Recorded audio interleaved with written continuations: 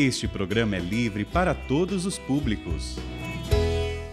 Pelo sinal da Santa Cruz, livrai-nos Deus, nosso Senhor, dos nossos inimigos, em nome do Pai, do Filho e do Espírito Santo. Amém. Amém. Salmo 34, na Bíblia, tradução da CNBB. Bíblia Ave Maria, Salmo 33. Dê uma olhadinha na sua Bíblia, em qual delas será o Salmo, não é? Se é o 33 ou se é o 34. Versículos do 13 ao 23. Salmo 34, do 13 ao 23. Assim nos diz a palavra de Deus. Quem é que deseja a vida? Quem é que anseia por longos dias para saborear o bem? Preserva a tua língua do mal e teus lábios de palavras mentirosas. Evita o mal e faze o bem. Busca a paz sem desistir. Os olhos do Senhor estão voltados para os justos. Seus ouvidos atentos ao seu grito de socorro. O Senhor afasta dos maus o seu rosto, para cancelar da terra a lembrança deles.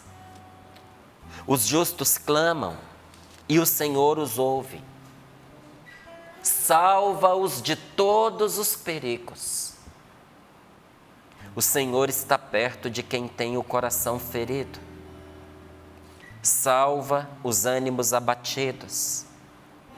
Muitas são as desventuras do justo, mas de todas o Senhor o livra. O Senhor preserva todos os seus ossos, nenhum só se quebrará. A malícia mata o ímpio, e quem odeia o justo será punido. O Senhor resgata a vida de seus servos, quem nele se refugia não será condenado. Palavra do Senhor. Graças a Deus. É uma palavra que faz um convite.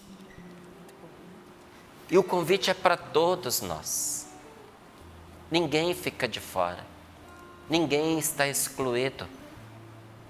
Esse convite é um convite, meu querido. Minha amiga, minha irmã querida, é um convite para você. Um convite que é entregue sob a forma de uma pergunta. Quem é que deseja a vida? Quem quer viver? Quem é que quer ter vida de verdade, vida alegre, animada, cheia de força, cheia de paz? Sentido, né? Cheia de sentido, vida que dá para chamar de vida, porque tem vida que é difícil se chamar de vida. Aquela que você olha e diz, eu não queria ter a vida dessa pessoa. Eu não queria estar no lugar desta pessoa. Eu não sei como é que essa pessoa consegue viver assim. Isso não é vida. Não é assim que a gente diz? Às vezes a gente olhando a insistência, a teimosia de alguém em fazer uma coisa com tanto dando errado para cima dela por causa dela mesma, por culpa dela. Aí você olha, balança a cabeça e diz, eu não entendo. Isso não é vida. A palavra de Deus está falando de uma vida que é aquela que todos olham e os olhos brilham. Aquela vida de Nossa Senhora, aquela vida dos apóstolos, assim que eles saíram do cenáculo. Pedro, os apóstolos, Nossa Senhora estavam no cenáculo, em oração, porque tinham matado Jesus, com morte violenta. E os apóstolos estavam angustiados, aflitos, amedrontados, e eles conversavam entre si. Se fizeram isso com o Senhor, com toda a força que Ele tinha, com o poder de Deus que se manifestava por meio dele, com a convicção que ele tinha, com tanta gente que ele ajudou, com pessoas influentes que nosso Senhor Jesus salvou, livrou de morte, livrou de doenças graves. Se fizeram isso com Ele, o que não vão fazer com a gente? Vão despedaçar a gente. Então eles estavam no cenáculo, enfrentando o medo pela força da oração. Mas quem enfrenta o medo, vence o medo. Quem enfrenta as suas preocupações pela graça da oração, vence a preocupação. Quem enfrenta a ansiedade sem jamais desistir, pela força, pelo poder da oração, vai vencer a ansiedade. Quem enfrenta males de pânico, não sozinhos, mas com Deus, vai vencer o mal do pânico, a síndrome do pânico. Quem enfrenta a depressão com Jesus ao seu lado, vai poder dizer, como muitos disseram para nós, escreveram, registraram, mandaram exames, venci a depressão pela graça de Deus. E ali, enquanto eles perseveravam em oração, na companhia de Nossa Senhora, Pedro e os apóstolos, houve um derramamento do Espírito Santo sobre eles. Uma vida transbordante, que arremessou, catapultou esse medo para não se sabe onde. Mas uma coisa era certa, esse medo não os dominava mais, não os escravizava mais. Porque antes eles estavam presos pelo medo. E agora, por força de Deus, pela graça do Pentecostes, pela graça do Espírito Santo, eles tinham sido libertados dessa escravidão. E Pedro sai. Pedro, que estava escondido, se mostra. Ele que falava baixinho pelos cantos com medo de ser escutado, proclama no meio da praça. Esse Jesus Cristo que vós mataste, suspendendo no madeiro, está vivo, Deus o ressuscitou, nós o vimos, nós estivemos com Ele. E o interessante, gente, não são as palavras apenas. Porque as palavras de Pedro continuam sendo repetidas e repetidas e repetidas e repetidas no decorrer desses 2000 anos ou mais. Sabe o que fez diferença? Aquilo que transbordava de Pedro. Aquela multidão que estava ali olhando para ele, olhava para Nossa Senhora e comentavam, nunca vimos vida assim, nunca vimos felicidade assim. Que coragem é esta? Que palavra é esta? Que vida é essa? Para você ver que vida não se identifica com posses. Eles não tinham nada. Que vida é essa? Tanto que começaram a perguntar, irmão, o que precisamos fazer? O que devemos fazer para ter isso que vocês têm? Estavam dispostos a trocar tudo por aquela vida, por aquela força. E agora a palavra de Deus te pergunta, pergunta a nós, né? Quem de vocês aí deseja essa vida? Quem está cansado dessa vida para a qual se olha e diz, isso não é vida? Quem deseja vida de verdade, vida verdadeira, vida que vale a pena, vida que faz a diferença, vida que não termina com a morte, vida que continua depois de nós passarmos pela experiência da morte? Quem quer essa vida? Quem quer vida eterna? É o que a palavra de Deus está nos perguntando. E continua. Quem anseia por longos dias para saborear o bem? Porque quando se trata de desfrutar o mal, nós temos até que pedir a Deus que abrevie os nossos dias. Às vezes do lado de uma pessoa, no leito de hospital, é caridade a gente pedir, Senhor, leva esta pessoa. Eu lembro que no dia que meu pai faleceu, o Padre Wagner Ferreira, às 4 da manhã, me contou que rezava por ele, às 4 da manhã. E me contou a oração que fez ali pelo meu pai. E Deus ouviu. a oração do Padre Wagner. Porque meu pai sempre foi um homem muito lutador. Isso ninguém pode tirar dele. Se tem uma coisa que eu nunca vou poder dizer ou admitir que alguém diga, que o meu pai era um homem preguiçoso, porque não teve um dia, desde que eu nasci até o dia em que meu pai faleceu, que o meu pai não tenha trabalhado. Bonito. Meu pai trabalhou todos os dias. Meu pai era um homem que muitas vezes viu seus projetos darem em nada. Mas ele nunca desistiu. Teve coisas que meu pai morreu fazendo, porque ele não desistia nunca.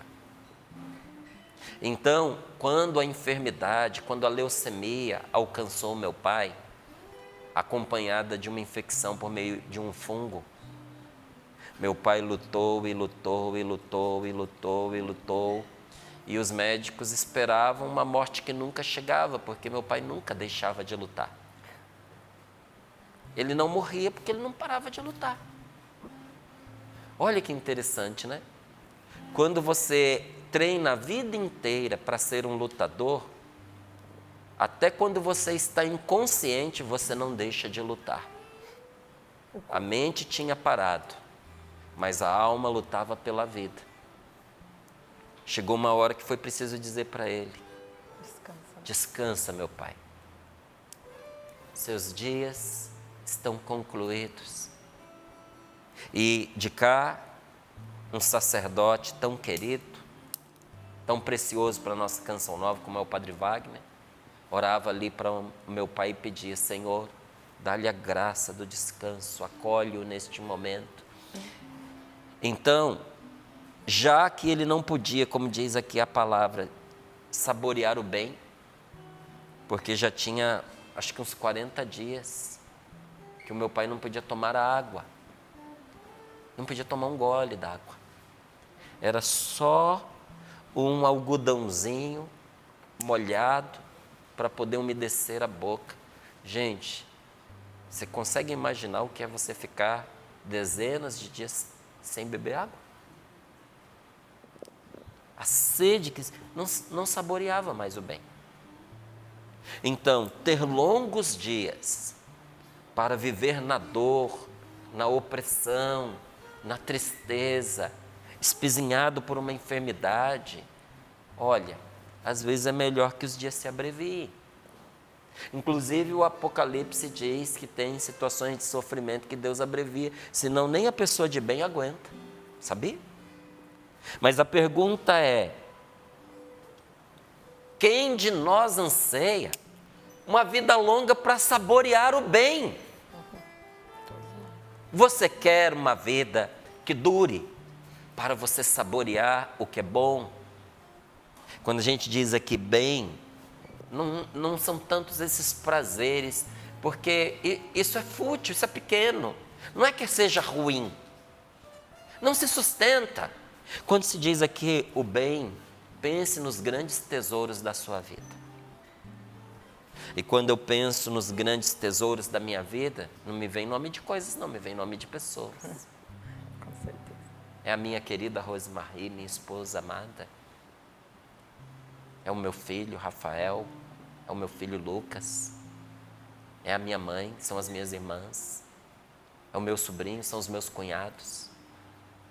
São os meus amigos queridos que Deus foi colocando na minha vida e me fazendo com eles uma só família. Poucos, mas bons, muito bons amigos. Sabe, tesouro de qualidade. São os meus irmãos na fé, nessa belíssima comunidade Canção Nova. Esse é o meu bem, esse é o meu tesouro. Gente, é um bem, é um tesouro a graça que nós temos de poder evangelizar. Orar muito pelo nosso país, para que a gente tenha sempre liberdade religiosa, que a gente tenha sempre liberdade de pregar a palavra de Deus. Quantos países que estão sendo perseguidos, o cristianismo sendo perseguido. Quantos lugares onde se você sair com a Bíblia você é preso. É um bem que nós temos e podemos desfrutar.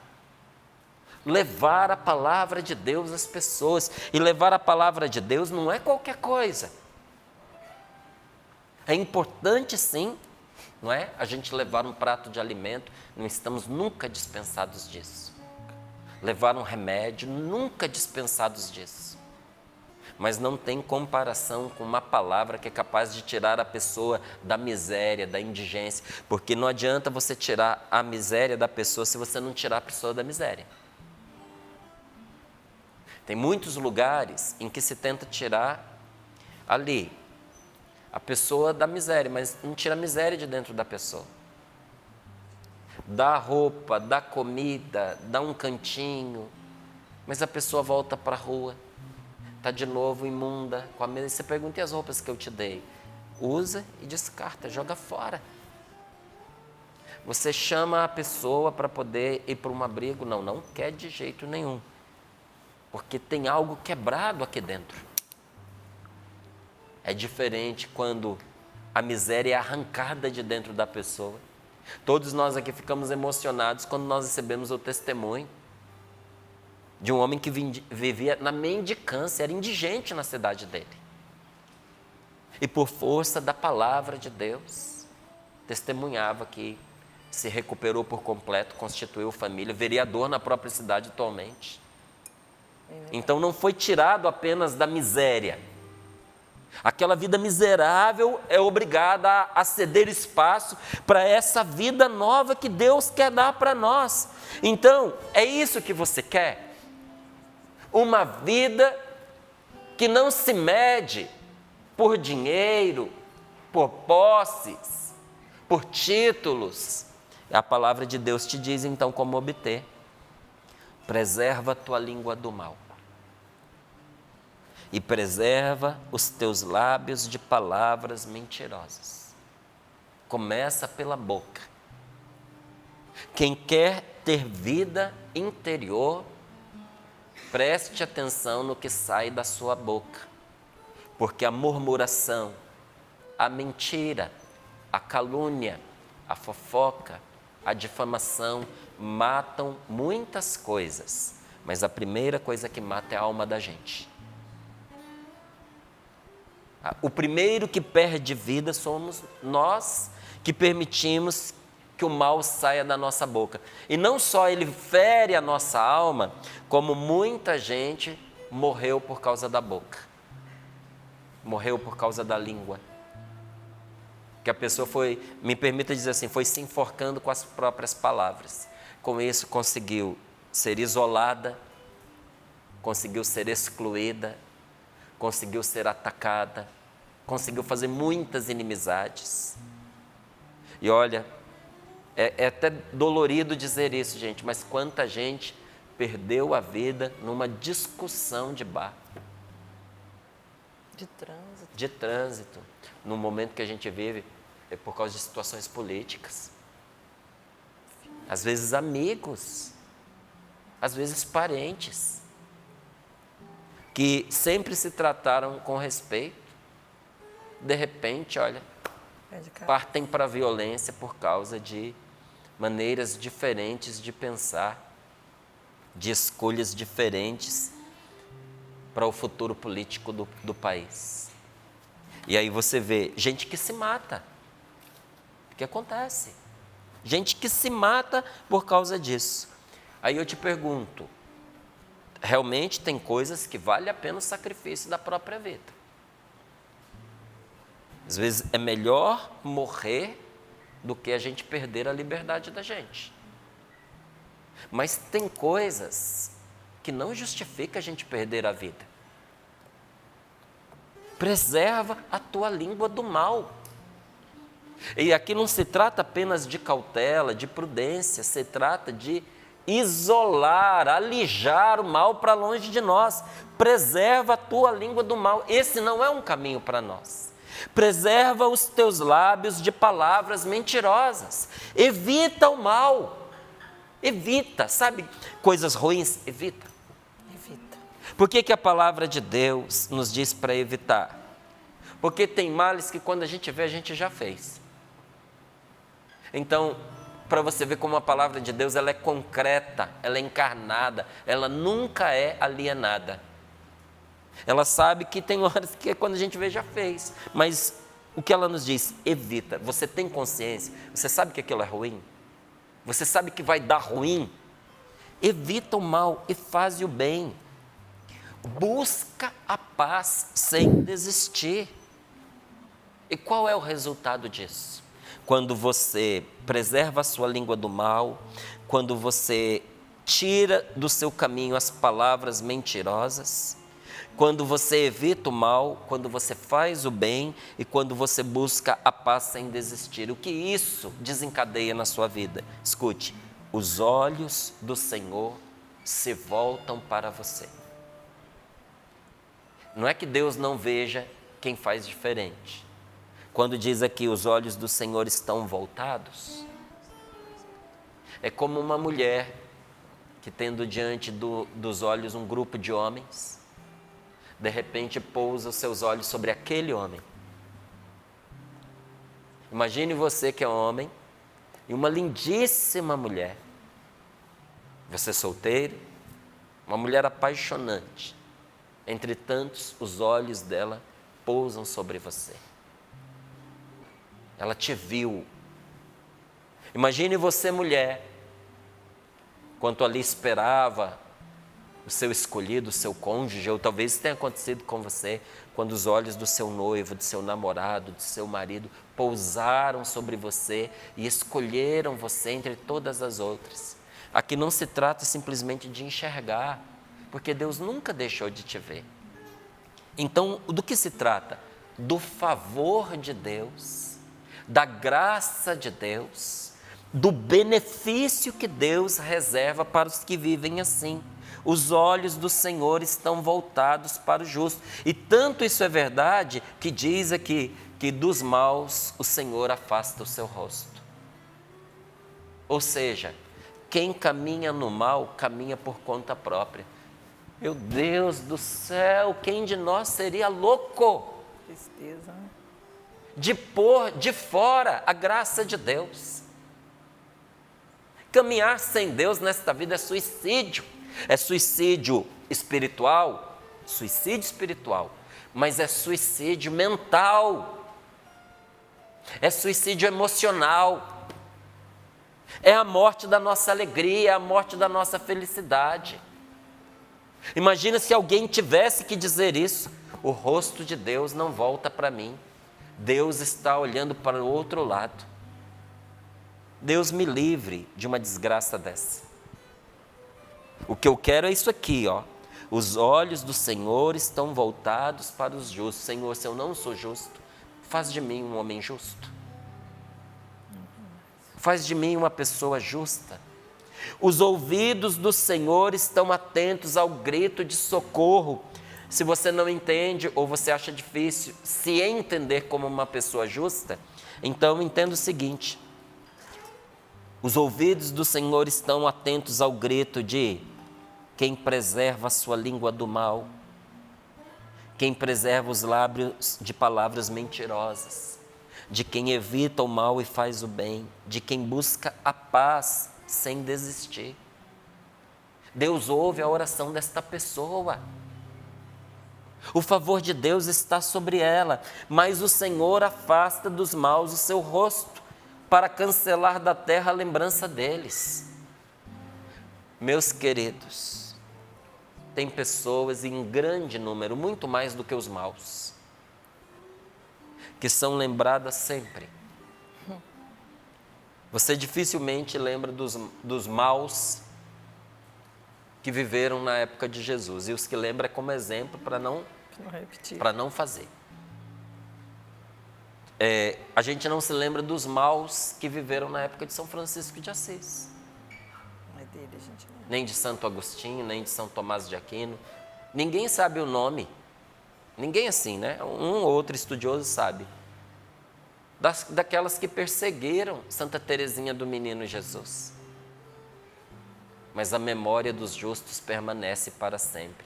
os maus passam. Por isso que eu e você não podemos nos alinhar com as fileiras do mal. Porque nós não podemos passar para os nossos filhos. Tem que ficar a grande herança que nós podemos deixar para eles, a memória de uma pessoa de bem.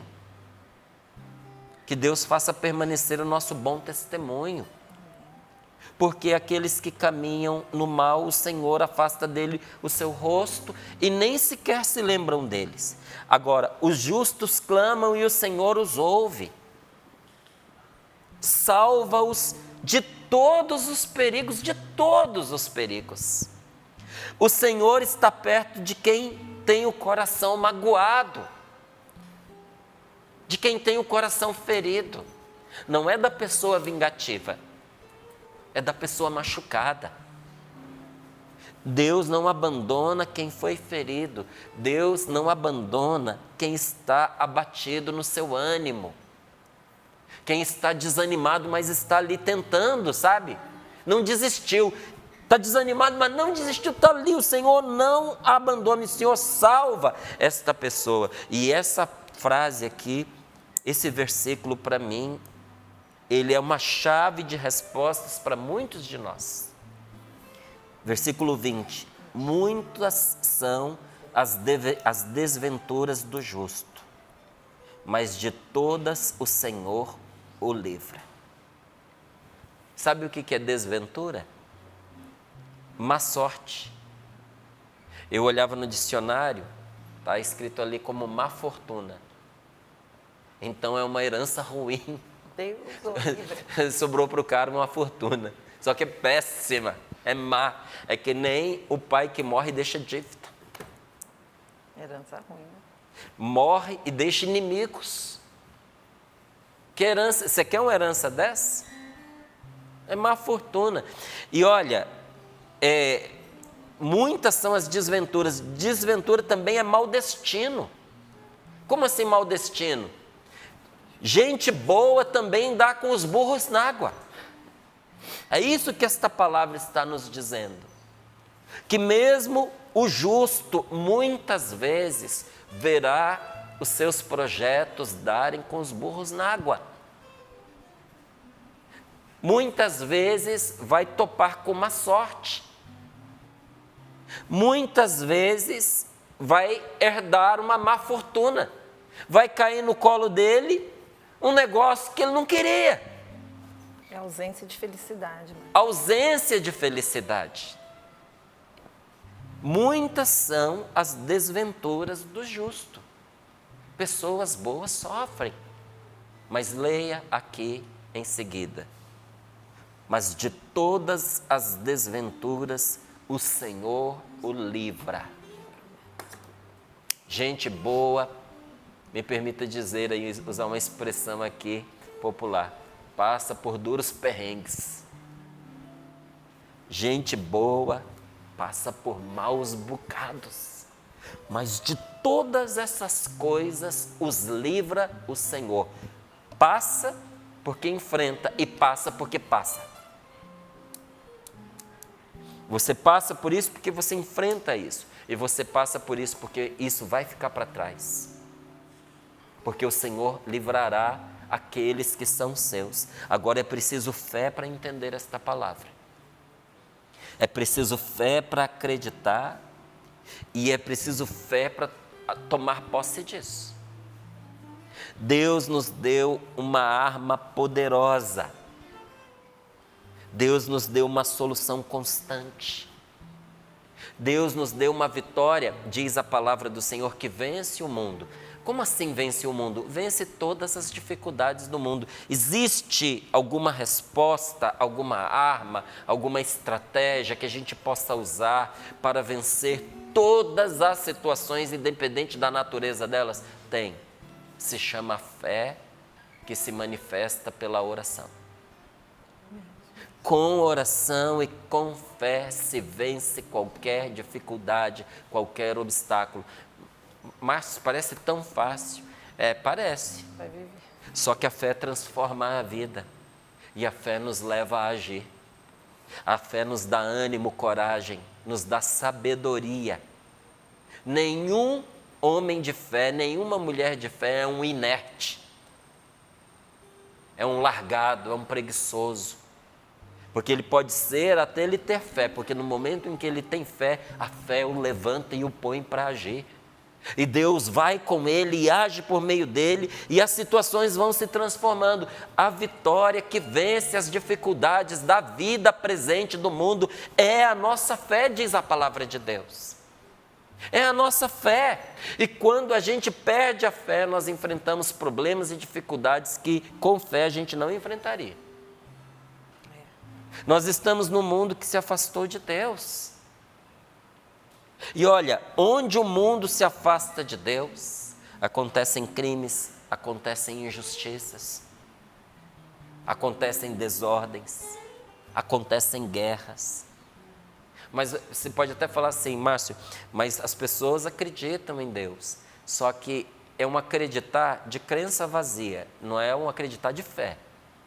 Porque você pode até acreditar em Deus, ter um quadro de Nosso Senhor na sua casa, ter um crucifixo pendurado, usar uma medalhinha, mas viver como se Deus não existisse.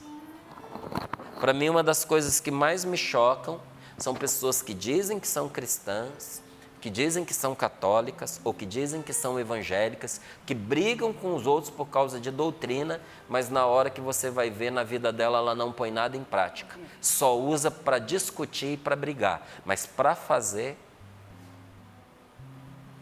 Aí você vê a pessoa dizendo assim, nada dá certo para mim, a minha vida é uma porcaria, eu sou uma pessoa de Deus e não acontece nada. Aí você pergunta para ela, mas você vive os mandamentos? Amar a Deus sobre todas as coisas. Deus é o primeiro na sua vida? Ou é o dinheiro que é o primeiro na sua vida? Ou é a sua vida de concupiscência e de pecado que é o primeiro na sua vida? Ou é a sua gana de sucesso que é o primeiro na sua vida? Ou é o dinheiro que é o seu ídolo? Ou alguém que você pôs no lugar de Deus? Você cumpre os mandamentos? Não é? Não tomar o nome de Deus em vão. Na hora da dificuldade, você blasfema, você pragueja, você vira e diz, eu não sei porque que eu estou buscando a Deus, porque nada de bom acontece na minha vida. Você respeita o seu pai, você respeita a sua mãe, você tem amor por ele, você vai ver, opa. Falar é fácil mesmo. Tem gente que diz assim, eu não preciso me confessar porque eu nunca matei ninguém. Será? Não matou de dar tiro, não matou de dar facada, mas foi matando de tristeza. Gente, viver uma fé só de palavras, até quem não acredita em Deus vai viver. Mas o que transforma a nossa vida e nos traz felicidade é viver a nossa vida em coerência. Precisa ter coerência com aquilo que a gente professa. Porque se a gente não tiver coerência, você vai gostar da canção nova só enquanto ela diz o que você quer ouvir.